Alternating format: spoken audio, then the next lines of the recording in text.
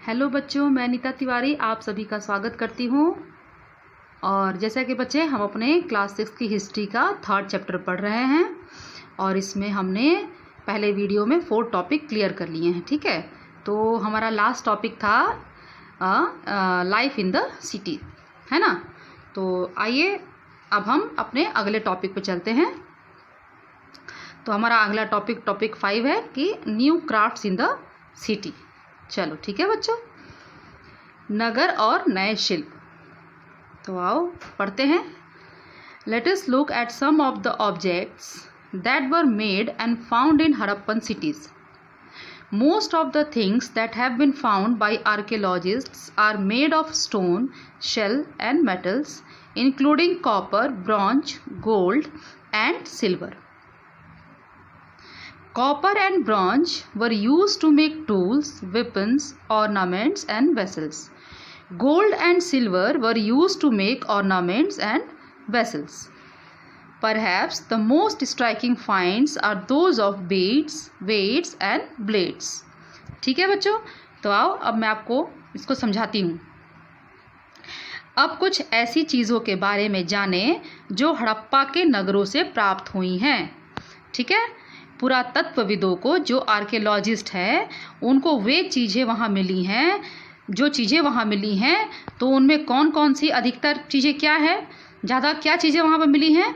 तो पत्थर, शंख, तांबे, कांसे, सोने और चांदी जैसी, है ना, मतलब कि कॉपर, आपका ब्रॉन्ज, गोल्ड, सिल्वर, है ना, इनसे जो ये जो मेटल्स हैं, ऐसी धातुओं से बनाई गई चीज़ें मिली हैं, है ना। ऐसी चीज़ें मिली हैं आर्कियोलॉजिस्ट को जो कि आपके स्टोन से बनी हैं, जो शिप होती हैं, सेल्स, इनसे बनी हुई हैं, कॉपर है, ब्रॉन्ज है, गोल्ड है, सिल्वर है।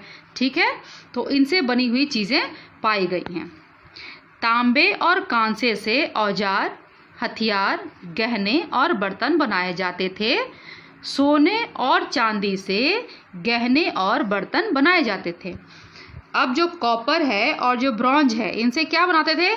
इनसे औजार बनाते थे, टूल्स बनाते थे, इनसे हथियार बनाते थे, वेपन्स, इनसे ऑर्नामेंट्स बनाते थे, इनसे वेसल्स, बर्तन बनाते थे, है ना।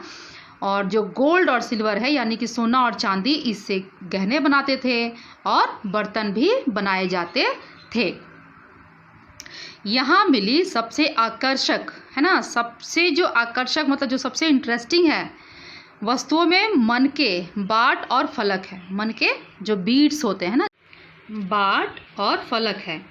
ठीक है बच्चों, तो यहाँ जो सबसे इंटरेस्टिंग चीज़ जो मिली है, उसमें क्या है कि मनके हैं, जो बीड्स हैं, बाट है, मतलब जो वेट करने का जो होता है ना, स्टोन, वो, और फलक। बाट आप समझ लीजिए कि आप कभी जैसे सब्जी लेने गए हो मार्केट में ना, तो आपने देखा होगा, आपने नोटिस किया होगा कि जो सब्जी वाला होता है, या कहीं शॉप में आपने देखा होगा कि जब हम कुछ सामान लेते हैं तो शॉपकीपर क्या करता है, एक तरफ हम जो सामान लेते हैं उसको रखता है ना, और एक तरफ एक लोहे का बाट रखता है जिसके ऊपर वेट लिखा होता है ना, जिसमें 500 ग्राम या 1 kg 2 kg समथिंग लाइक ऐसे लिखा रहता है ना, तो उसे बाट कहते हैं। और फलक, ब्लेड्स। ठीक है बच्चों, then the Harappans also made seals out of stone. These are generally rectangular and usually have an animal carved on them. The Hadappans also made pots with beautiful black designs such as the one shown on page 6. Harappa सभ्यता के लोग पत्थर की मोहरें बनाते थे, पत्थर के coins बनाते थे। ठीक है, इन आयताकार मोहरों पर ये जो रेक्टेंगुलर है ना, ये रेक्टेंगुलर शेप में ये जो मोहर थी, जो कॉइन्स थी, बनाए जाते थे। सामान्यतः जानवरों के चित्र मिलते हैं। इन पे किसके चित्र मिलते हैं? जानवरों के, है ना, एनिमल्स के चित्र मिलते हैं। हड़प्पा सभ्यता के लोग काले रंग से डिज़ाइन किए हुए खूबसूरत लाल मिट्टी के बर्तन बनाते थे। जो हड़प्पा सभ्यता के लोग थे, ये क्या करते थे कि डिज़ाइन करके बर्तन बनाते थे, जो लाल मिट्टी के बर्तन बनाते थे जिसके ऊपर की काले रंग से डिज़ाइन करते थे। इसको हम पेज नंबर 6 में देखेंगे। और जिन बच्चों के पास नई वाली बुक होगी, न्यू एडिशन वाली, वो आई थिंक पेज नंबर 5 होगा उनका। ठीक है बच्चों, तो आप अपने बुक के अकॉर्डिंग इस पिक्चर को आप अपने घर में भी देखिएगा। तो आप देखिए, ये देख रहे हैं कैसे बना हुआ है, ये कितना खूबसूरत बना हुआ है, ये देख रहे हैं लाल रंग का ये मटका बना हुआ है, इस पे कितनी खूबसूरती से ये डिज़ाइनिंग ब्लैक कलर से की हुई है ना। तो इस तरीके से आप अपने बुक में भी देखिएगा। और ये देखिए, ये कॉइन्स है ना, ये सील्स हैं जो मिली हुई है रेक्टेंगुलर शेप में, ठीक है, जिसपे कि एनिमल्स की डिज़ाइनिंग की हुई है। ठीक है बच्चों, तो आप अपने बुक में भी इसे ज़रूर देखिएगा, तो आपको ज़्यादा अच्छे तरीके से समझ में आएगा। चलिए अब आगे देखते हैं।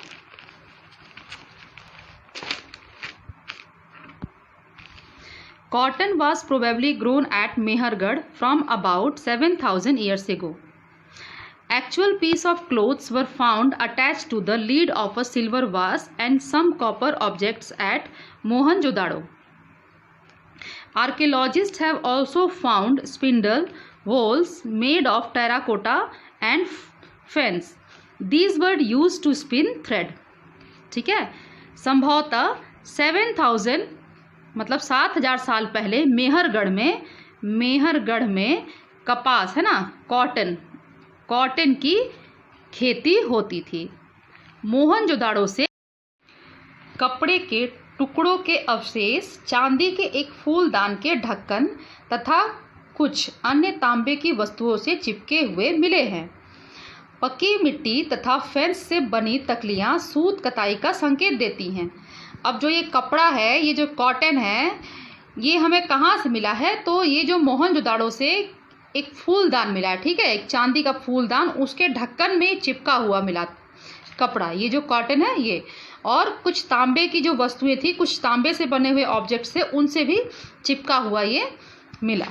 ठीक है, many of the things that were produced were probably the work of specialist. A specialist is a person who is trained to do only one kind of work. For example, cutting stone or polishing beads or carving seals. अब क्या है कि इनमें से अधिकांश वस्तुओं का निर्माण विशेषज्ञों द्वारा किया जाता था, मतलब विशेषज्ञ करते थे।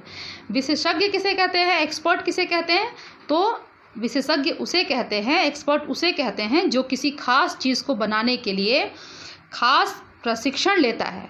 ठीक है, जैसे पत्थर तराशना, मन के चमकाना यानी बीड्स, या फिर मोहरों पर पच्चीकारी करना, है ना, मोहरों पर कार्विंग करना, सील्स पे कार्विंग करना, जो एनिमल्स की कार्विंग की हुई है ना सील्स के ऊपर, मैंने अभी आपको दिखाया पॉट के साथ में जो पिक्चर दिखाई पेज नंबर 6 पे, तो वो ठीक है। तो स्पेशलिस्ट जो होते हैं वो किसी खास काम के लिए एक पर्टिकुलर वर्क के लिए एक जो कोई इंसान होता है जो उसी में उसको दक्षता होती है, ठीक है, वो उसी में एक्सपर्ट होता है। जैसे कि आप बच्चे एक एग्जांपल ले लीजिए कि जैसे आप अपने स्कूल में देखिए कि टीचर्स तो बहुत सारे हैं, लेकिन कोई टीचर है जो मैथ्स का एक्सपर्ट है, जो मैथ्स का ही क्लास लेता है, कोई साइंस के एक्सपर्ट होते हैं तो वो साइंस का क्लास लेते हैं, कोई इंग्लिश का, कोई हिंदी, कोई एसएसटी, है ना। तो इसी तरीके से हर सब्जेक्ट का जैसे अपना अपना एक्सपर्ट होता है जो अपने सब्जेक्ट को पढ़ाता है, उसी तरीके से ये एक्सपर्ट होते थे जो कि अपना अपना काम करते थे, जो अपने अपने काम में एक्सपर्ट थे। ठीक है, चलिए आइए अब आगे देखते हैं। आगे है कि look at the illustration page 36 and see how well the face is carved and how carefully the beard is shown. This must have been the work of an expert craft person.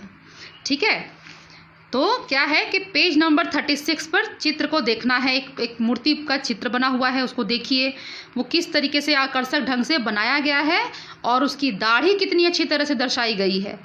यह किसी विशेषज्ञ जो expert होता है, मूर्तिकार का ही काम हो सकता है। ये कोई एक्सपर्ट ही होगा, हर कोई तो मूर्ति नहीं बना सकता ना, तो ये कोई ना कोई एक्सपर्ट ही होगा जिसने इस तरीके की जो मूर्ति है वो बनाई है।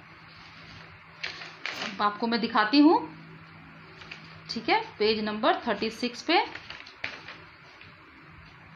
एक मिनट,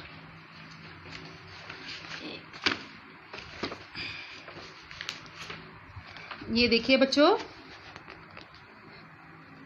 ये देखिए, देख रहे हैं, ये जो बनाया हुआ है, ये जो मूर्ति बनाई हुई है, इसमें जो दाढ़ी देखिए कितने बारीकी से बनाया गया है ना। पता चल रहा है कि ये दाढ़ी, यहाँ पर दाढ़ी है। तो इसे आप अपने बुक में देखिएगा अच्छी तरीके से, ठीक है। तो ये जो वर्क है, ये हर कोई तो नहीं कर सकता ना, ये कोई एक्सपर्ट है जिसने ये वर्क किया है ना। मतलब कि जो सिर्फ इस काम में एक्सपर्ट था। तो हर काम के लिए कोई ना कोई एक्सपर्ट होता था जो अपना एक स्पेसिफिक वर्क करता था। चलिए आगे देखते हैं। Not everybody could have been a specialist. We do not know whether only men were specialists or only women were specialists. Perhaps some women and men may have been specialists. अब क्या है कि हर व्यक्ति विशेषज्ञ नहीं हो सकता था, ठीक है ना। अब हर कोई तो एक्सपर्ट नहीं हो सकता था। हमें यह पता नहीं है कि क्या सिर्फ पुरुष ही ऐसे कामों में प्रशिक्षण हासिल करते थे या फिर केवल महिलाएं ही। मतलब कि आर्कियोलॉजिस्ट ने जब रिसर्च किया, ये जो मूर्तियां हमें मिली, तो इनसे अब हमें ये तो पता चल गया कि किसी एक्सपर्ट के द्वारा ही बनाया गया है। लेकिन हर कोई एक्सपर्ट हो ये तो भाई ज़रूरी नहीं है ना। और अब हमें ये भी पता नहीं है कि भाई ये जो काम है, ये सब मूर्ति बनाने का या जो भी अदर वर्क थे, इसमें क्या जो मेल थे सिर्फ वही एक्सपर्ट होते थे या जो फीमेल होती थी वो भी एक्सपर्ट होती थी, ठीक है बच्चों। तो शायद कुछ महिलाएं और पुरुष दोनों ही इस काम में दक्ष हों। तो हो सकता है ऐसी संभावना है कि जो मेल थे और जो फीमेल होती थी दोनों ही मिल करके ये काम करते होंगे, दोनों ही एक्सपर्ट होंगे, ठीक है। चलिए अब हम यहाँ पर फेंस के बारे में पढ़ेंगे। जो मैंने आपको पीछे बताया ना कि मेटल के बारे में, जो कॉपर, ब्रॉन्ज, सिल्वर, गोल्ड, तो उसी तरीके ये फेंस भी एक चीज़ है जिससे कि कुछ जो आभूषण और कुछ यूज़फुल चीज़ें, वेसल्स वगैरह बनाई जाती थी। तो आइए ज़रा देखते हैं कि ये फेंस जो है ये कैसे तैयार होता था, क्योंकि ये नेचुरली नहीं मिलता था, ठीक है। तो फेंस को कृत्रिम रूप से तैयार किया जाता है। फेंस क्या है? ये आर्टिफिशियल चीज़ है। एक हो गया कि आपको नेचुरली मिल रहा है ना, एक हो गया आर्टिफिशियल, तो जो कि मैन मेड है ना। तो ये कैसे बनता था? बालू या स्फटिक पत्थरों के चूर्ण को गोंद में मिलाकर उनसे वस्तुएं बनाई जाती थी। बालू और स्फटिक स्टोन होता है, उसके चूर्ण को, मतलब उसके पाउडर को गोंद में मिलाया जाता था और उससे गोंद मिला करके उससे जो चीज़ें बनाई जाती थी, ठीक बच्चे। उसके बाद उन वस्तुओं पर एक चिकनी परत चढ़ाई जाती थी। उसके बाद उस पर एक स्मूथ लेयर चढ़ाया जाता था। इस परत के रंग प्रायः नीले या हल्के समुद्री हरे होते थे, है ना। तो इसका जो ये परत चढ़ाई जाती थी तो ये किस कलर का होता था? या ये तो नीला होता था, ब्लू कलर होता था, या हल्का लाइट सी ग्रीन कलर होता था, ठीक है, समुद्री हरे रंग का होता था, ठीक है बच्चों। अब इससे बनाया क्या जाता था? तो फेंस से मन के, मतलब कि बीड्स, आपकी चूड़ियाँ, बाले और छोटे बर्तन बनाए जाते थे, ठीक है बच्चों। तो इनसे क्या क्या बनाए जाते थे? इनसे मनके बनाए जाते थे, मतलब बीड्स बनाए जाते थे, इनसे चूड़ियाँ बनाई जाती थी, इनसे बाले बनाए जाते थे और छोटे छोटे बर्तन भी बनाए जाते थे। तो आपने देखा कि फेंस को कैसे पहले बनाया जाता था और फिर कैसे उनसे चीज़ें बनाई जाती थी, ठीक है ना। ये क्या है? फेंस क्या है? ये आर्टिफिशियल है, ये मैन मेड थिंग्स है, ठीक है ना। जो बालू और आपका जो स्फटिक स्टोन होता है, उसके चूर्ण को, उसके पत्थर को, दोनों को, बालू और स्फटिक के जो स्टोन के चूर्ण को मिला करके, एक साथ मिला करके गोंद में मिलाया जाता था और गोंद में मिला करके उनसे जो है वस्तुएं, चीज़ें बनाई जाती थी। आ जाओ अब देखते हैं टॉपिक 6। टॉपिक 6 क्या है? In search of raw materials, कच्चे माल की खोज में। अब चीज़ें बनानी है तो रॉ मटेरियल तो चाहिए सामान बनाने के लिए, है ना। आपको कॉपर चाहिए, ब्रॉन्ज चाहिए, गोल्ड चाहिए, सिल्वर चाहिए ना, तभी तो आप अपना जो भी ऑब्जेक्ट बनानी है, जो भी चीज़ें बनानी है आप बना पाओगे। तो जो उस समय के लोग थे वो अपना कच्चा माल कहाँ से लाते थे, अब हम इसके बारे में इसमें पढ़ेंगे। तो आइए देखते हैं। Raw materials are substances that are either found naturally, ठीक है, such as wood or ores of metals or produced by farmers or herders. These are then processed to produce finished goods, ठीक है. For example, cotton produced by farmers is a raw material that may be processed to make cloth. ठीक है बच्चों. तो कच्चा माल उन पदार्थों को कहते हैं जो या तो प्राकृतिक रूप से यानी नेचुरली मिलते हैं या फिर किसान या पशुपालक उनका उत्पादन करते हैं, ठीक है. जैसे लकड़ी या धातुओं के अयस्क प्राकृतिक रूप से उपलब्ध कच्चे माल हैं. लकड़ी और जो मेटल्स हैं ये हमें नेचुरली मिलते हैं, है ना. ये सब नेचुरल है, ठीक है बच्चों. इनसे फिर कई तरह की चीज़ें बनाई जाती हैं और जब ये सब हमें रॉ मटेरियल के रूप में मिलते हैं, नेचुरली मिलते हैं, और फिर इनसे हम क्या करते हैं, बहुत सारी चीज़ें बनाते हैं.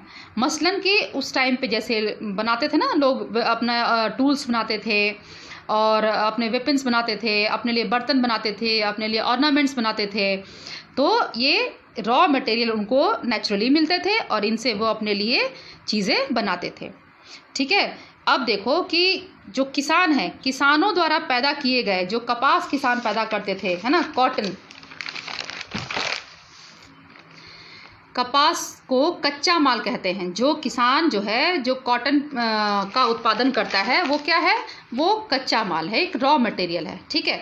अब खेत से कपास लाके तो सीधा इंसान पहन नहीं लेता ना, तो वो तो रॉ मटेरियल ही है जिससे बाद में कताई बुनाई करके कपड़ा तैयार किया जाता है, ठीक है. प्रोसेस करके इस कपास का, इस कॉटन को फिर प्रोसेस करके फिर उससे कपड़ा तैयार किया जाता है.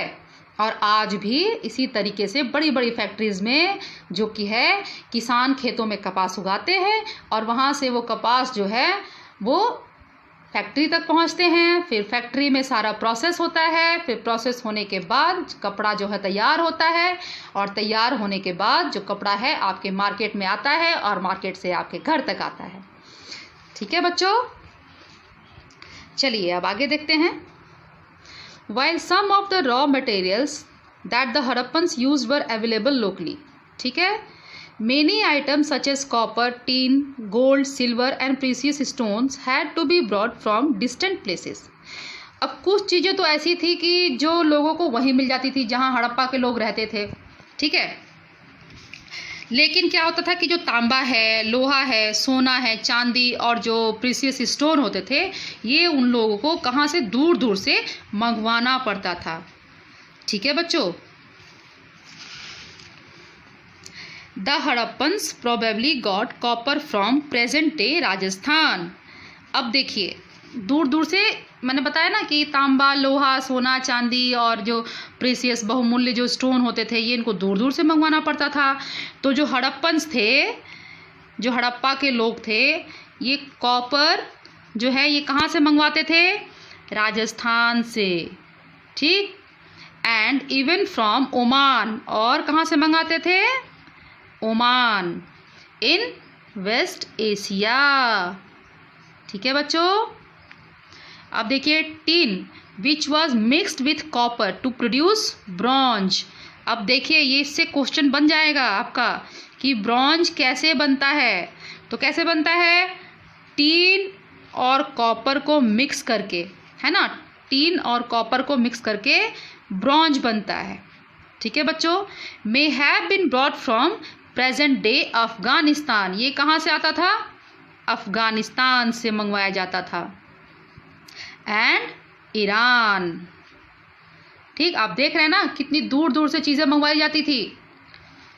Gold could have come all the way from present day Karnataka. कहाँ से आता था, Karnataka. And precious stones from present day Gujarat, Iran and Afghanistan. और जो स्टोन होते थे, जो प्रीसियस, जो बहुमूल्य पत्थर होते थे वो कहाँ कहाँ से मंगवाए जाते थे, गुजरात से, ईरान से और अफगानिस्तान से, ठीक है. तो आइए मैं आपको एक बार और इसको समझा देती हूँ. हड़प्पा के लोग तांबे का आयात संभवतः आज के राजस्थान से करते थे। तांबा कहाँ से मंगाते थे? राजस्थान से। अब ये आपको याद रखना है, इसी से आपके क्वेश्चन बनेंगे। यहाँ तक कि पश्चिम एशियाई देश ओमान से भी तांबे का आयात किया जाता था। Rajasthan and Oman. ठीक।